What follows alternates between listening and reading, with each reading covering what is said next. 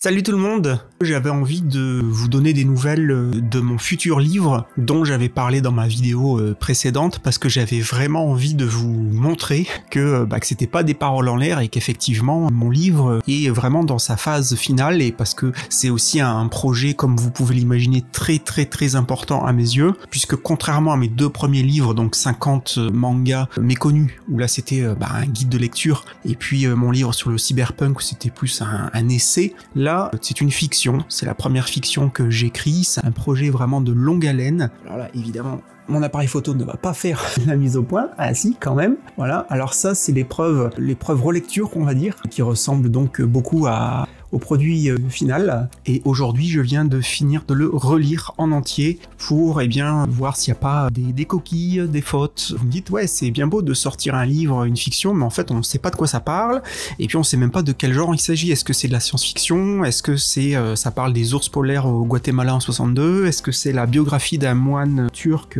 qui vivait dans une grotte en Inde? Alors évidemment c'est difficile de vous dire vraiment de quoi ça parle parce que je veux pas vous gâcher la surprise. Et je me suis dit que pour donner une réponse somme toute limitée mais en même temps claire, je vais tout simplement vous lire en fait ce que j'ai écrit à l'arrière du livre, qui est une espèce de résumé sans trop en dévoiler. Entre parenthèses, je sais toujours pas si je dois appeler ça un roman court, un court roman ou une longue nouvelle, en sachant que le bouquin fait 150 pages. Je sais pas si j'ai le droit de dire que c'est un roman ou si c'est trop court pour appeler ça un roman, ou si c'est une longue nouvelle. Voilà, j'aimerais bien avoir vos avis. Je sais que ça peut paraître un peu bête ou étrange comme question, mais vu que moi-même je ne sais pas, si d'après vous 150 pages ça suffit pour dire que c'est un roman ou pas, voilà, dites-moi ça en commentaire, je serai très friand et curieux d'avoir vos avis. Alors les illusions itinérantes plongent le lecteur dans l'univers d'un jeune étudiant dont la journée ordinaire se transforme peu à peu en un enchevêtrement d'événements mystérieux et de sensations troublantes, des bruits nocturnes inquiétants, une rencontre énigmatique et une étrange expérience physique plonge le protagoniste dans un tourbillon de questions. Le récit explore l'invisible frontière entre le rêve et la réalité et les tourments intérieurs d'un jeune homme face aux changements profonds de sa vie.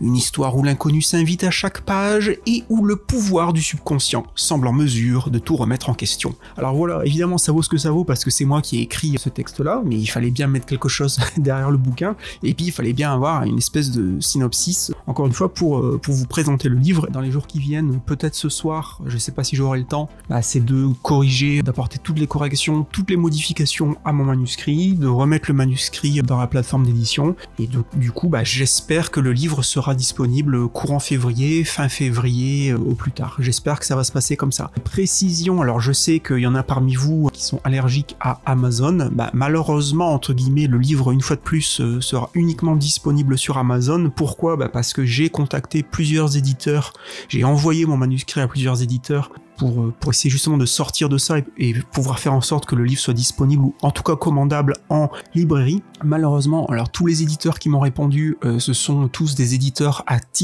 compte d'auteur. Qu'est-ce que ça veut dire? Ça veut dire qu'en fait, oui, ils peuvent éditer votre livre, mais déjà c'est à la demande, ça veut dire que le livre de toute façon ne sera pas présent en librairie sauf si quelqu'un le demande. Et ensuite et surtout, et c'est là le gros problème, c'est que vu que c'est à compte d'auteur, l'auteur doit avancer en fait une somme très conséquente, on parle de plusieurs milliers d'euros, pour payer les frais d'impression, le marketing, etc.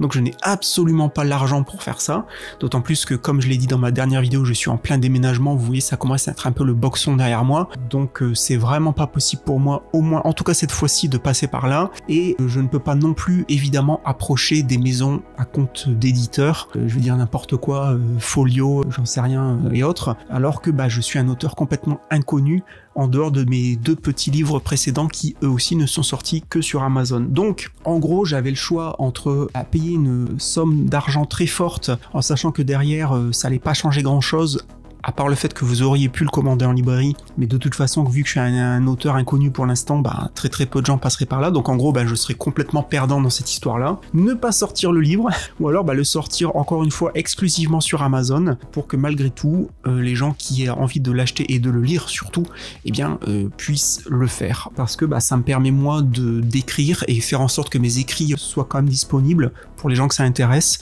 progressivement au fil des années constituer un petit catalogue. Ça sera mine de rien quand même mon 3e livre en 2 ans. Je trouve que c'est pas mal. Donc une fois que j'aurai apporté mes modifications définitives là dans les jours ou dans les semaines qui viennent, je n'y toucherai plus. Je mettrai à jour le manuscrit et puis je programmerai la publication. Et le bouquin sera donc disponible sur Amazon, bien évidemment, je vous tiendrai au courant. Au niveau du prix, je vais essayer de faire en sorte que le livre soit le moins cher possible, en sachant que il y a quand même je suis limité dans la marge de manœuvre, c'est-à-dire je peux pas descendre trop bas non plus. Amazon de toute façon l'interdirait, puisque faut prendre en compte les coûts d'impression. Donc en fait, je peux pas vendre le livre 2 €, c'est impossible.